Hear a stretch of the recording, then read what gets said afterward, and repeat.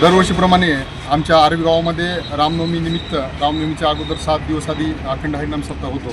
म्हणजे अनादिकालापासून, म्हणजे आम्हाला आमच्या आजोबांना कळत नाही त्याच्या आधीपासून हा पारंपरिक सप्ताह दरवर्षी प्रत्येक वर्षी होत असतो. तर हा सप्ताह 19 तारखेला सुरू झालेला आहे. तर आम्ही महातीवरांच्या अधिकाऱ्यांना एक निवेदन नम्रपणानं लोकशाहीच्या मार्गाने दिलं की बाबा 19 तारखेपासून आमचा सप्ताह असल्यामुळं तुम्ही आम्हाला लोडशेडिंग न देता सकाळी पारायण असतं, दुपारी भागवत कथा असते, सायंकाळी हरिपाठ असतो आणि 9 ते 11 कीर्तन असतं. अशी सगळे आध्यात्मिक स्वरूप असून तर याच्यामध्ये व्यत्यय यायला नको म्हणून तुम्ही लाईटची व्यवस्था आम्हाला करून द्या. आणि त्या मागणीचा पाठपुरावा आम्ही वारंवार केला. आम्ही जवळपास 7-8 चक्रा या ठिकाणी रोज 7 दिवसाच्या सप्त्याच्या कालावधीमध्ये केल्या. तर त्यांनी ह्या मागणीचं म्हणजे निवेदन न स्वीकारता त्याची अंमलबजावणी न करता प्रत्येक वेळेस 6 ते 10 आणि दिवसांसुद्धा लाईट बऱ्याच वेळा ट्रिप झाली. आम्हाला अक्षरशः कीर्तन घेताना सप्ताह घेताना लाईट नसताना नॉर्मल आवाजामध्ये आम्हाला सप्ते करायला लागले. हे आम्ही सगळं भोगलो आहे. आणि रात्री 1:30 वाजता जे सबस्टेशन आमचं टाकली आहे तिथला ट्रान्सफॉर्मर आमचा उडाला, जळाला.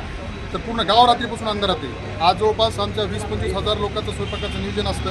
आजूबाजूच्या 25 कडेचे लोक येतात, सगळे पाहुणरावणी गावात येतात. तर त्यांचा स्वयंपाक रात्रीपासून चालू आहे. अक्षरशः स्वयंपाकाला सुद्धा पाणी नाही, म्हणजे जेवण बनवायला सुद्धा पाणी नाही, अशी परिस्थिती आमच्या गावात या ठिकाणी उद्भवली. आम्ही अधिकाऱ्याला भेटायला आलो तर एकही अधिकारी या ठिकाणी आम्हाला भेटला नाही. तर आम्हाला दमदाटी करण्यात आली, पोलीस बांधव आमच्यावर पाठवून अररावी करण्यात आली, आम्हाला धमक्या देण्यात आल्या की तुम्हाला कायदेशीर कारवाई करू, ह्या सगळ्या गोष्टी करू. पण आम्ही गांधीगिरीच्या मार्गानं, आम्ही शांततेच्या मार्गानं त्यांना एकच विनंती केली, बाबा आम्ही इथं काही भांडणं करायला किंवा आम्ही काही वेगळ्या मार्गाने आलो नाही. आमची फक्त मागणी तुम्ही गावात ऐकून घेत नाहीत. आमचे 20-25 फोन तुम्हाला केले तर फोन रिसिव्ह करत नाही. त्यामुळं आमचं घरानं सांगण्यासाठी इथं तुम्हाला आम्ही आलो.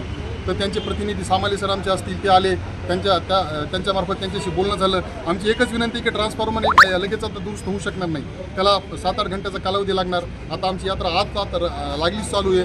संध्याकाळी 8 वाजता या रथाची मिरवणूक आहे, ती ट्रान्सफॉर्मरची दुरुस्ती होऊ शकणार नाही एवढं लवकर. तर आम्ही त्यांना विनंती केली की बाबा पेडगाव मार्गे, झरी मार्गे तुम्ही आम्हाला तात्पुरतं लाईट जोडून द्या आजच्या दिवसापूर्वी. ही आम्ही त्यांना विनंती केली आणि ही विनंती आमची त्यांनी मान्य करावी अशी आम्ही तुमच्या वतीनं, सगळ्या गावकऱ्याच्या वतीने त्यांना विनंती करतो.